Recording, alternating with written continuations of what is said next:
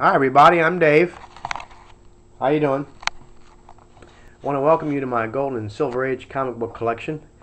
I'm kind of lamenting over a CGC Batman number 4 I sold unrestored that I bought from an estate auction that came from Kentucky to a local dealer.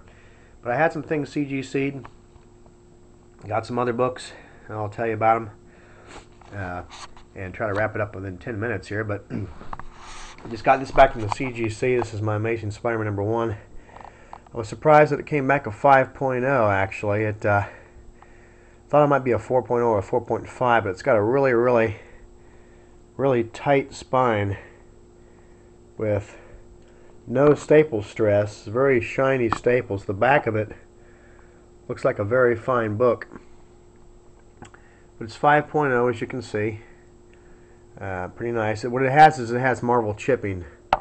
A very tight spine, but it's got a lot of marble chipping here. I don't know if I got too much sunlight coming in here today or not. I got this Batman 5 back that I bought from Gary Dolgoff Comics. He conservatively graded it a good to very good. CGC gave it a 5, which I'm surprised. I think it was as good as a 4.5 I had. Had a 4.5 that I believe the designation was Snow White pages. This is from 1942 with the Jack Burnley Spotlight cover. And again, I think I got too much sunlight coming in here. Now here's the downer. I got my Spider-Man number 2 back. 6.5. It's got sharp corners. Got a lot of glare on the book there. And almost no staple stress, no creases. 6.5, but it has top edge trim. Looks like it's got half of a date stamp on there. Otherwise, the book is damn near immaculate. Maybe there'll be less shine on this. This is good to very good Spider-Man number 3, first Dr. Octopus. And number 4, which is the first Sandman, probably good to very good. That's Flint Marko, who I believe in the Marvel Universe was the brother of Kane Marko, the Juggernaut. Feel free to correct me if I'm wrong, anybody that's enjoying my collection here. Happy to have you, by the way. Picked this up for $50 at a convention about 8 years ago. Maybe a little more. It's in pretty good shape. It's got one small, tiny little tear right there. It's about 1/4 of an inch. There's Amazing Spider-Man number 6. That's probably about as good a shape as the 2. Hopefully this is unrestored, but it's got a real nice spine. It's immaculate, pretty much. No creases, just got a couple microchips on it. Spider-Man number 7. I sold 8, 9, 10, 11, 12, and 13. I've never owned a 14 though. Let me show you some of my Golden Age collection. Here's a Submariner 6. It's got the busy Alex Schomburg cover. Timely.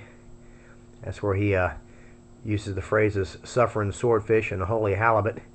Gets hit over the head with a beer bottle and knocked out in this issue, and then they put him in a knapsack and throw him in the ocean, and he revives and comes back and takes on the bar brawlers. Top-notch comics, a number 20 with the black hood. This is kind of neat. It's too bad it's published by Needor Comics. It did Archie, if I'm not mistaken. The drawings are really good. It's cool enough to be a DC or whatnot.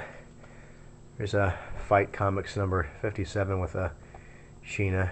Pretty provocative cover there. The guy's trying to choke her. There's a Star Spangled Comics number 4. I bought this years ago. It was in a cardboard box at a flea market. I got it for a dime, sold it to a dealer, and he had it all throughout the 80s and 90s, and I rebought it from him not too long ago. Paid a little bit more than a dime for it when I got it back, but I heard him talking about the Star Spangled Kid and Stripesy in Smallville here, this last 2-hour episode they had. I believe that's Sylvester Pemberton. It's number 4. It says a startling new enemy, the Needle, directs darts of Doom at the Star Spangled Kid and Stripesy. And in that box, actually, the Needle's got a little mini-me, so to speak, little midget that shoots a gun.